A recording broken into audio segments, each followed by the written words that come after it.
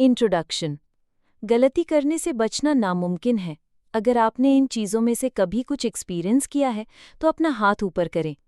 किसी टेस्ट में फेल होना, एवरेज काम को सबमिट करना या किसी गलत इंसान से प्यार करना। किसी से प्यार करना दुनिया का सबसे प्यारा एहसास हो सकता है। आपको ऐसा महसूस होता है कि आप उस शख्स के लिए कुछ भी कर सकते हैं। प्यार आपको सच में बहुत सुकून देता है। लेकिन गलत इंसान से प्यार करना एक बुरे सपने के जैसा हो सकता है। इसकी वजह से ट्रॉमा खासकर तब होता है जब आप किसी साइकोपैथ से प्यार कर बैठते हैं। इसे आप एक अजीब सा पागलपन या सनक भी कह सकते हैं। कुछ लोग ऐसे होते हैं जिनके बारे में सोचने भर से आपको अफसोस होने लगता है कि आपने उन्हें अपनी जिंदगी में आने ही क्यों दिया। एक साइकोपैथ इस लिस्ट में सबसे ऊपर होता है। कोई इंसान जो आपके लिए नहीं बना है और कोई ऐसा इंसान जो आपकी जिंदगी को एक तरह से नर्क बनाकर रख देता है। इन दोनों के बीच में क्या फ़र्क है? इसका जवाब आपको इस समरी में मिलेगा। यह समरी आपको ये भी देखने में मदद करेगी कि एक साइकोपैथ के साथ रहने के बाद भी आपकी जिंदगी खत्म नहीं हो गई है, बल्कि अब भी उम्मीद बाकी है। इसमें आप इस दर्द से उभरने के कई तरीके जानेंगे। ठीक होने का सफ़र मुश्किल होगा, लेकिन यकीन रखिए कि आप में इसका सामना करने की ताकत है। तो क्या आप एक साइकोपैथ की कैद से आज़ाद होने के लिए तैयार हैं? Spotting toxic people. आपने इस तरह के लोगों को मूवीज़, बुक्स और गानों में एक विलन के तौर पर या एक नेगेटिव कैरेक्टर के रूप में देखा होगा। आपने अपने आसपास के लोगों के साथ हुई कुछ पर्सनल घटनाओं के बारे में भी ज़रूर सुना होगा। आपको साइकोपैथ सिर्फ तब तक एक फिक्शनल कैरेक्टर की तरह लगता है जब तक असल में आपका सामना रियल लाइफ में किसी सनकी से नहीं हो जाता है। साइकोपैथ्स टॉक्सिक लोग होते हैं जिनका बिहेवियर लगभग एक जैसा होता है, जो अपनी जिंदगी में मौजूद लोगों को चोट पहुंचाने और उन्हें मैनिपुलेट करने में ही लगे रहते हैं। नीचे बताई गई लिस्ट एक साइकोपैथ को पहचानने में आपकी मदद करेगी, लेकिन आपको 2 चीज़ें याद रखनी होंगी। पहले आपको ईमानदारी से खुद को चेक करना होगा कि कहीं ये पैटर्न आपके अंदर तो नहीं है। ऐसे कई टॉक्सिक लोग हैं जिन्हें अंदाज़ा ही नहीं है कि वो खुद कितने टॉक्सिक हैं। दूसरा, इस लिस्ट में सिर्फ सबसे कॉमन बिहेवियर शामिल हैं, इसलिए अपनी नॉलेज बढ़ाने के लिए साइकोपैथ पर की गई स्टडीज़ और उन पर लिखे गए आर्टिकल्स को ऑनलाइन पढ़ें। पहला बिहेवियर है कि साइकोपैथ गैसलाइटिंग करते हैं। गैसलाइटिंग एक तरह का साइकोलॉजिकल मैनिपुलेशन है। जब आप किसी बात को लेकर एक साइकोपैथ से सवाल जवाब करते हैं तो वो उस बिहेवियर को मानने से साफ इनकार कर देता है। एग्जाम्पल के लिए, जब केट ने एंथनी द्वारा किए गए वेट के बारे में रूड कमेंट के बारे में उससे बात की, तो एंथनी ने इस बात को मानने से साफ इनकार कर दिया और कहा कि केट कुछ ज़्यादा ही इमोशनल और सेंसिटिव हो गई है। टॉक्सिक लोगों का मानना होता है कि उनका बिहेवियर टॉक्सिक नहीं है। इसके बजाय वो ये सोचते हैं कि दूसरे लोग उनके बिहेवियर को देखकर जैसे रिएक्ट करते हैं वो टॉक्सिक है। दूसरा बिहेवियर ये है कि साइकोपैथ किसी के प्रति एम्पैथी नहीं रख सकते। एम्पैथी का मतलब है खुद को दूसरे की पोजीशन पर रखकर सोचना। टॉक्सिक लोग ऐसा नहीं कर पाते हैं। वे सेल्फिश लोग होते हैं जो ये नहीं समझ सकते कि उन्हें दूसरों के प्रति हमदर्दी क्यों रखनी चाहिए। एग्जाम्पल के लिए, केट ने एंथनी से कहा कि अगर वो उसके वेट के बारे में रूड कमेंट करेगी तो उसे कैसा महसूस होगा, लेकिन एंथनी को ये बात समझ नहीं आई।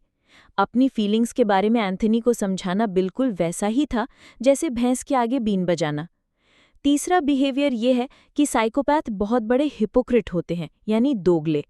एंथनी चाहता है कि केट हमेशा उसके लिए अवेलेबल रहे, यानी जब एंथनी को उसकी ज़रूरत हो तब केट का वहाँ मौजूद होना ज़रूरी था। लेकिन अगर केट भी एंथनी से यही उम्मीद करती है तो वो कहता है कि वो पागल हो गई है। चौथा बिहेवियर ये है कि साइकोपैथ हमेशा झूठ बोलते हैं और बहाने बनाते रहते हैं। वो कभी खुद जिम्मेदारी नहीं लेते। चाहे आप उन्हें फैक्ट्स भी दिखा देंगे, तब भी साइकोपैथ इस बात को नहीं मानते हैं कि उन्होंने कोई गलती की है। उन्हें ना तो अफसोस महसूस होता है, ना ही शर्मिंदगी। पांचवा बिहेवियर ये है कि साइकोपैथ सिर्फ दूसरों की गलतियों पर फोकस करते हैं। उन्हें अपनी गलती कभी नजर नहीं आती। जब केट ने एंथनी से उसके आलस होने के बारे में बात की तो वो खुद का बचाव करने लगा। उसने कहा कि ये उसकी गलती नहीं है कि वो देर से उठता है, ये उसकी गलती नहीं है कि केट ने लेट होने जैसी छोटी सी बात का बतंगड़ बना दिया। एक बार केट ने बताया कि वो 5वीं बार था जब वो उनकी डेट के लिए देर से आया था। एंथनी इस बात के जवाब में कहता है कि वो फिर से ज़्यादा सेंसिटिव हो रही है और उस बात की तरफ इशारा करने लगा कि उनकी डेट के लिए एक बार वो भी थोड़ा लेट हो गई थी। कोई भी इंसान परफेक्ट नहीं है। ऊपर बताए गए बिहेवियर का कभी कभार होना नॉर्मल है, लेकिन इसके रिपीटेड पैटर्न्स को साइकोपैथ्स में हर रोज देखा जा सकता है। ऊपर बताए गए बिहेवियर के अलावा टॉक्सिक लोगों को पहचानने के दूसरे तरीके भी हैं। एक है खुद से हर रोज पूछना कि आज मुझे कैसा महसूस हो रहा है। इस सवाल के जवाब में आपको सिर्फ मैं ठीक हूं नहीं बोलना है। अपने जवाब को ध्यान से परखें। क्या आप उदास, निराश या टूटा हुआ महसूस कर रहे हैं? क्या आपको ऐसा लग रहा है कि अपने पार्टनर से मिलने के पहले आप अभी से ज्यादा खुश थे? अगर आपको सिर्फ और सिर्फ नेगेटिविटी महसूस हो रही है तो इस बात का हाई चांस है कि आप किसी साइकोपैथ से प्यार कर बैठे हैं। लेकिन चिंता ना करें, क्योंकि इससे बाहर निकलने का तरीका है। Personalised grooming. साइकोपैथ ये तुरंत पता नहीं चलने देते हैं कि वो कितने बुरे हैं। इसलिए अगर आपको शुरुआत में कोई साइन नहीं दिखे तो इसके लिए खुद को ब्लेम ना करें। सच्चाई ये है कि साइकोपैथ्स अपना असली चेहरा छुपाने में बहुत चालाक होते हैं। रिलेशनशिप की शुरुआत में साइकोपैथ आपको अपना परफेक्ट पार्टनर बनाने के लिए ट्रेन करते हैं या उसी मुताबिक ग्रूम करते हैं। ग्रूमिंग में 3 स्टेप का प्रोसेस होता है, जो है आइडियलाइजेशन, इनडायरेक्ट पर्सुएजन और फाइनली टेस्टिंग द वाटर्स। शुरू में तो आपको एहसास भी नहीं होगा कि वो ऐसा कुछ कर रहे हैं, क्योंकि साइकोपैथ आपकी बहुत ज़्यादा तारीफ और इज्जत करते हैं। आइडियलाइजेशन में अच्छी फीलिंग्स आती हैं। इस स्टेज पर आपको उस साइकोपैथ से इमोशनली और सेक्सुअली कनेक्टेड महसूस होगा। आपको ऐसा महसूस होगा कि आखिरकार आपको अपना वो परफेक्ट पार्टनर मिल ही गया जिसे आप ढूंढ रहे थे। आपको खुश और एक्साइटेड भी महसूस होगा। यानी सुबह उठने के लेकर रात को सोने तक आपके जहन में बस इसी शख्स का ख्याल आता रहेगा। आपको ऐसा लगेगा कि वो भी ऐसा ही महसूस कर रहा होगा, लेकिन वो बस वैसा ही इमोशन और बिहेवियर दिखाते हैं जैसा आप उनके लिए दिखाते हैं। दूसरे शब्दों में कहें तो साइकोपैथ दिखावा करते हैं कि जितना प्यार आप उनसे करते हैं उतना प्यार वो भी आपसे करते हैं। वो बार बार आपके लुक्स और इंटेलिजेंस की तारीफ करेगा, आपको लगातार अटेंशन देगा। वो आपसे कहेगा कि आप दोनों की कितनी आदतें एक दूसरे से मिलती हैं और आप दोनों के सपने और उम्मीदें भी सेम हैं। ये चीज़ें आपको इस बात को मानने पर और भी ज़्यादा मजबूर कर देती हैं कि आपको बिल्कुल ऐसा ही पार्टनर तो चाहिए था। इन एक्शंस को लव बॉन्गिंग कहते हैं और इन्हीं चीज़ों के बदौलत साइकोपैथ आपको अपना दीवाना बना देते हैं। भले ही आप 2 हफ्ते पहले ही मिले हों, तो भी आपको ऐसा महसूस होता है कि आप दोनों न जाने कितने अरसों से एक दूसरे को जानते हैं। दूसरा स्टेप है इनडायरेक्ट पर्सुएशन। साइकोपैथ आपको डायरेक्टली बदलने के लिए नहीं कहते हैं, बल्कि वो आपको अपने बिहेवियर को बदलने का सुझाव देते हैं। एग्जाम्पल के लिए पैट्रिशिया एक साइकोपैथ है। वो अपने हाल ही में बने बॉयफ्रेंड मैट से अपने एक्स के बिहेवियर के बारे में शिकायतें करती रहती है, जैसे कि उसे बिल्कुल पसंद नहीं था कि कैसे उसका एक्स हर रोज़ उससे मिलना चाहता था। फिर पैट्रिशिया मैट से कहती है, मुझे अच्छा लगता है कि कैसे तुम मुझसे ज़्यादा टाइम देने की डिमांड नहीं करते हो। पैट्रिशिया ये भी कहती है कि उसका एक्स हमेशा उसे जॉब ढूंढने के लिए बोलता रहता था और उसे मैट की ये बात अच्छी लगती है कि वो उसे कोई जॉब ना करने के लिए कुछ नहीं कहता है। इस स्टेप के लिए ये सबसे इम्पॉर्टेंट लेसन है। साइकोपैथ्स जब तारीफ करते हैं तो वो असल में तारीफ नहीं कर रहे होते हैं। ये बस आपको उनके हिसाब से बिहेव करने के लिए मजबूर करने का, मैनिपुलेट करने का तरीका होता है। मैट पैट्रिशिया को बहुत प्यार करता था और वो उसके लव बॉम्बिंग को एक्सपीरियंस कर रहा था। पैट्रिशिया ने मैट को उन सभी चीज़ों के बारे में बताया जो उसे पसंद नहीं थे और मैट ने वादा किया कि वो उन चीज़ों को कभी नहीं करेगा। वो कई दिनों तक उसके मैसेज का जवाब नहीं देती थी और मैट उससे कभी सवाल जवाब नहीं करता था और ना ही उसे जॉब ढूंढने के लिए कहता था। याद रखें कि आम लोग ऐसी चीज़ें नहीं करते हैं। जो लोग आपसे सच में प्यार करते हैं उन्हें आपको हमेशा खुश रखने की ज़रूरत नहीं है। अगर आप जानते हैं कि किसी खास टॉपिक के बारे में बात करने से आपके पार्टनर को अनकंफर्टेबल महसूस हो सकता है, तो आपको अफसोस नहीं होना चाहिए। ग्रूमिंग का तीसरा और आखिरी स्टेप है टेस्टिंग द वाटर्स, यानी किसी चीज़ को भांपने की कोशिश करना। आपको अपने हिसाब से बदलने के बाद अब साइकोपैथ आपको टेस्ट करते हैं। वो देखना चाहते हैं कि अगर वो आपसे लड़ाई झगड़ा करेंगे तो आप उनसे बहस करेंगे या नहीं। ट्रैविस एक साइकोपैथ है। वो देखना चाहता है कि उसकी गर्लफ्रेंड पिनेलोपी इस स्टेज पर पहुंची है या नहीं। वो पिनेलोपी के इंटेलिजेंस और उसके जॉब के बारे में नेगेटिव बातें बोलता है कि ये तो कमाल ही हो गया कि पिनेलोपी को जैसे तैसे जॉब मिल गई। जब पिनेलोपी ने इस बात पर नेगेटिव रिएक्शन दिया तो ट्रैविस ने कहा कि वो बस उसे चिढ़ा रहा था। एक तरफ तो ट्रेविस ऐसे नेगेटिव कमेंट्स करता और दूसरी तरफ पेनेलोपी की तारीफ और चापलूसी भी करता। वो उसके जॉब के बारे में गलत बातें बोलता था, लेकिन साथ साथ ये भी कह देता कि पेनेलोपी कितनी खूबसूरत है। इससे पेनेलोपी कंफ्यूज हो जाती थी। वो ट्रेविस के बारे में उनसे बात करने का सोचती भी थी, लेकिन उसे लगता था कि ऐसा करने से लड़ाई ही होगी, इसलिए वो चुप रह जाती थी। जल्द ही पेनेलोपी नोटिस करने लगी कि वो ट्रेविस के नेगेटिव कमेंट्स को भी एक्सेप्ट कर रही है। वो उसे ये नहीं कह पाती थी कि ये सब सुनकर उसे कितना बुरा लगता है। जल्द ही वो खुद पर और अपने वर्क एथिक्स पर डाउट करने लगी। यहीं पर जाकर साइकोपैथ का ग्रूमिंग प्रोसेस पूरा होता है। The stages of grief. एक साइकोपैथ से ब्रेकअप करना आपकी जिंदगी के सबसे मुश्किल कामों में से एक होगा। साइकोपैथ आपको अपनी जिंदगी से आसानी से जाने नहीं देगा, लेकिन आपको उससे दूरी बनानी होगी और उससे ब्रेकअप करने के फैसले पर टिके रहना होगा। नहीं तो वो आपकी जिंदगी को बद से बदतर बनाता जाएगा। आपके हीलिंग का रास्ता भी मुश्किल होगा। आप कुछ समय तक खोया खोया महसूस करेंगे, क्योंकि उस साइकोपैथ ने आपको ऐसा सोचने के लिए ग्रूम कर दिया होगा कि आपकी आइडेंटिटी उससे जुड़ी हुई है। इस प्रोसेस में आप दुख और गुस्सा भी एक्सपीरियंस करेंगे, लेकिन जब आप इस सफ़र में होंगे तब आपको पेशेंस रखना होगा और खुद के साथ जेंटल भी रहना होगा। जब बात एक साइकोपैथ के साथ रहने के बाद ठीक होने की आती है, तो इसके लिए कोई डेडलाइन नहीं है। ठीक होने में समय इसलिए लगता है क्योंकि आपने प्यार को महसूस किया होता है और अब तक आप इस भ्रम में जी रहे थे कि आप सच में किसी के लिए बहुत स्पेशल हैं। इंसान होने के नाते हम चाहते हैं कि कोई हमसे प्यार करे, हमारी परवाह करे। साइकोपैथ आपको ये सारी चीज़ें देता है। वो ऐसा इसलिए नहीं करता क्योंकि वो दिल से ऐसा करना चाहता है, बल्कि वो ऐसा इसलिए करता है क्योंकि वो आपको अपने हिसाब से ढालना चाहता है। इस दुख का पहला स्टेज है डेविस्टेशन, यानी किसी का टूटा हुआ महसूस करना। इस स्टेज पर आप जानते हैं कि उस शख्स से ब्रेकअप करना ही सबसे सही डिसीजन है, लेकिन फिर भी आपको टूटा हुआ महसूस होता है क्योंकि आपने किसी को खो दिया होता है। एग्जाम्पल के लिए, जब कर्ट ने अपनी टॉक्सिक एक्स से ब्रेकअप किया था, तब उसे ऐसा महसूस होता था जैसे उसकी अपनी कोई अहमियत ही नहीं है। उसे ऐसा लगता था कि वो कभी उसे भुलाकर आगे नहीं बढ़ पाएगा। इस समय के दौरान ये ज़रूरी है कि आप खुद पर फोकस करें, ना कि उस इंसान पर जो आपकी ज़िंदगी का अब हिस्सा नहीं रहा है। कर्ट ने मूव ऑन करने में मदद लेने के लिए और ज़्यादा फिट होने के लिए एक हाइकिंग ग्रुप को ज्वाइन किया। इस चीज़ ने उसे अपनी एक्स के पास वापस जाने से रोक दिया, क्योंकि वो हाइकिंग करने और नए दोस्त बनाने पर फोकस कर रहा था। दूसरा, ऐसे में किसी प्रोफेशनल की मदद लेना भी अच्छा होता है।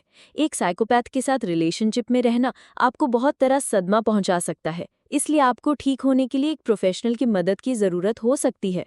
इस दुख का दूसरा स्टेज है डिनाइल, यानी किसी चीज़ को मानने से इनकार कर देना। कर्ट वैसे तो अपने ब्रेकअप के बाद नॉर्मल लाइफ जीने लगा था, लेकिन बीच बीच में वो अपनी एक्स पार्टनर को ऑनलाइन स्टॉक भी करता था और यही उसे डिनायल के मोड में ले जा रहा था। उसने ऑनलाइन देखा कि उसकी एक्स एक नए रिलेशनशिप में जा चुकी थी। उसके और उसके नए बॉयफ्रेंड के पिक्चर को देखकर ऐसा लग रहा था कि दोनों एक दूसरे से बहुत प्यार करते हैं, और ये देखकर कर्ट को बहुत दुख होता था। उसे ऐसा लगने लगा था कि वो अपनी टॉक्सिक एक्स को भूल नहीं पाया है और उसके पास वापस जाना चाहता है। इस स्टेज पर लोग बहुत ज़्यादा कंफ्यूज्ड महसूस करते हैं। एक तरफ तो वो जानते हैं कि एक टॉक्सिक पार्टनर के पास वापस जाना बहुत बड़ी गलती होगी, लेकिन वो उसके साथ को मिस भी करते हैं। ये कन्फ्यूजन उन्हें इम्पल्सिव और खुद को बर्बाद करने वाले बिहेवियर की ओर ले जाता है। इसके कुछ एग्जाम्पल हैं किसी के साथ भी कैजुअल सेक्स कर लेना, स्मोकिंग, ड्रिंकिंग और पार्टी जैसी चीज़ें करना। आप इन चीज़ों को इसलिए करते हैं क्योंकि ये आपको कुछ देर के लिए हाई महसूस करवाते हैं, जैसा कि आपने सिर्फ तब एक्सपीरियंस किया था जब आप अपने एक्स के साथ थे। सच कहें तो कोई भी ये डिसाइड नहीं कर सकता कि आप कब तक हील होंगे। हाँ, बेशक इसमें मदद करने के लिए लोग आपको कई तरीके बता सकते हैं, लेकिन आखिर में ये आप पर डिपेंड करता है कि आप उन चीज़ों को करना चाहते हैं या नहीं। आप ठीक होना चाहते हैं या नहीं, ये सिर्फ और सिर्फ आपके हाथ में है। इस दुख का तीसरा स्टेज है एजुकेशन और सेल्फ डाउट। इस स्टेज पर आप इस सवाल का जवाब ढूंढते हैं कि आखिरकार आप इतना ज्यादा कैसे टूट गए। आपको ये भी एहसास होता है कि आपके एक्स पार्टनर में कुछ तो बहुत गलत था, लेकिन फिर भी आपको अफसोस होना बंद नहीं होता है। आपके मन में ये ख्याल तक आने लगता है कि क्या वो शख्स आपकी वजह से साइकोपैथ बन गया है। इस स्टेज पर भी आपको बहुत ज्यादा कंफ्यूजन महसूस होगा। आप जानते हैं कि आपका एक्स एक साइकोपैथ है, लेकिन अगर वो आपसे सच में प्यार करता था तो फिर वो ऐसी हरकतें कैसे कर लेता था।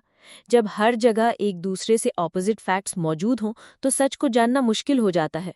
वो आपको मैनिपुलेट करता था, लेकिन ये भी कहता था कि वो आपके बिना नहीं रह सकता है। वो कहता था कि आप उसके जितने इंटेलिजेंट नहीं हैं, लेकिन वो आपको पैशन के साथ प्यार भी करता था।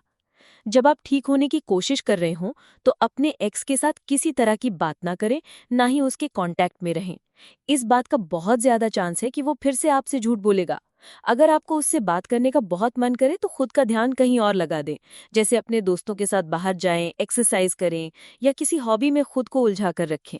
एक साइकोपैथ के साथ रहने से आपके साथ कभी कुछ अच्छा नहीं होगा। चौथा स्टेज है उस साइकोपैथ को समझना। अब आप ज्यादा गहराई से रिसर्च करते हैं और आपको एहसास होता है कि उस रिलेशनशिप में आप एक विक्टिम थे। वो रिलेशनशिप आपकी वजह से नहीं बल्कि इस वजह से खत्म हुआ क्योंकि आपका एक्स एक साइकोपैथ था। पांचवा स्टेज है देर से आने वाले इमोशंस। इस स्टेज पर आपको दोबारा गुस्सा, डिप्रेशन और उदासी महसूस होगी। आपको इस बात पर बहुत ज्यादा गुस्सा आएगा कि उस रिलेशनशिप में आपके साथ कितना बुरा बर्ताव किया गया था। इस तरह के ट्रॉमेटिक एक्सपीरियंस को बर्दाश्त करने के लिए आपको खुद पर तरस आने लगेगा। खुद पर तरस आने की वजह से आपको डिप्रेशन हो सकता है, इसलिए खुद को बार बार याद दिलाते रहें कि इसमें आपकी कोई गलती नहीं है। अफसोस कि साइकोपैथ्स अपने पार्टनर को गैसलाइट करने में अच्छे होते हैं। वो दूसरों को धोखा देने में और अब्यूज करने में मास्टर होते हैं। छठा स्टेज है मासूमियत का खत्म हो जाना। गुस्सा महसूस होने के बाद आपको गहरी उदासी महसूस होगी। खुद के लिए और जिस चीज से आपको गुजरना पड़ा उसके लिए आपको बहुत दुख महसूस होगा। आपको ऐसा महसूस होगा जैसे आपने खुद को खो दिया है और आप नहीं जानते कि खुद को कहाँ ढूंढना है और वापस लाना है। इस पॉइंट पर इस बात को हमेशा याद रखें कि घने अंधेरे के बाद सुबह जरूर आती है। दूसरे शब्दों में कहें तो आप अभी भी ठीक हो सकते हैं और लाइफ में मूव ऑन कर सकते हैं। Looking back, moving forward. कोई भी इमोशनली हेल्दी इंसान वैसे ही रिएक्ट करेगा जैसा शायद आप अभी रिएक्ट कर रहे होंगे। आपको गुस्सा आ रहा होगा और ऐसा भी महसूस होगा कि इसके लिए आप खुद ही जिम्मेदार हैं। अपने एक्स के बारे में सोचकर अब आपको घिन आने लगेगी, लेकिन कभी कभी ऐसा भी होगा कि आप उसके साथ बिताए हुए पलों को मिस करेंगे। हीलिंग के प्रोसेस का एक हिस्सा है पीछे मुड़कर देखना कि आप उस रिलेशनशिप के दौरान कैसे बिहेव करते थे। इस बात के लिए खुद पर नाराज ना हो कि आपने उस सनकी से पीछा छुड़ाने में इतना वक्त क्यों लिया। पीछे मुड़कर देखने का मकसद खुद को ये याद दिलाना है कि आप एक दर्दनाक एक्सपीरियंस से होकर गुजरे हैं। आपको खुद को याद दिलाते रहना होगा कि आपको मूव ऑन करने में थोड़ा वक्त लगेगा और ऐसा होना बिल्कुल नॉर्मल है। एक और अच्छी चीज जिस पर आपको ध्यान देना चाहिए वो है कि प्यार में होना आपको काफ़ी इंटेंस फील करवा सकता है। ये आपको ऐसा महसूस करवा सकता है जैसे आप सातवें आसमान पर हैं, लेकिन ये आपको बद से बदतर भी महसूस करवा सकता है। हर हेल्दी रिलेशनशिप में अपने उतार चढ़ाव होते हैं, लेकिन उस रिलेशनशिप की वजह से आपको डिप्रेस्ड, घबराहट और डर महसूस नहीं होना चाहिए। ये इमोशंस सिर्फ साइकोपैथ्स की वजह से आ सकते हैं। अपने इमोशंस को प्रोसेस करने का एक तरीका है अपने एक्स के अगले टारगेट को एक लेटर लिखना। बेशक आपको असल में इसे अपने एक्स के करंट पार्टनर को नहीं भेजना है। ऐसा करने से बहुत बड़ी प्रॉब्लम हो सकती है और हो सकता है कि इससे आपके ठीक होने का प्रोसेस भी रुक जाए। भले ही आप उसके करंट पार्टनर की मदद करना चाहते हैं, लेकिन याद रखें कि एक साइकोपैथ के ग्रूमिंग प्रोसेस से बाहर निकलना मुश्किल होता है। हो सकता है कि उसके करंट पार्टनर को ऐसा लगे कि आप बस उनके रिलेशनशिप को खराब करने की कोशिश कर रहे हैं। वो ये भी सोचेंगे कि शायद आप अभी भी उस साइकोपैथ से प्यार करते हैं। इसलिए उस इंसान पर फोकस कीजिए जिसकी आप अभी मदद कर सकते हैं, जो कि आप खुद हैं।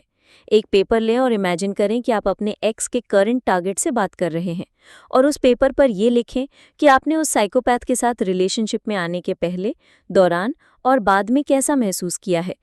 ये लेटर एक जजमेंट फ्री जोन है।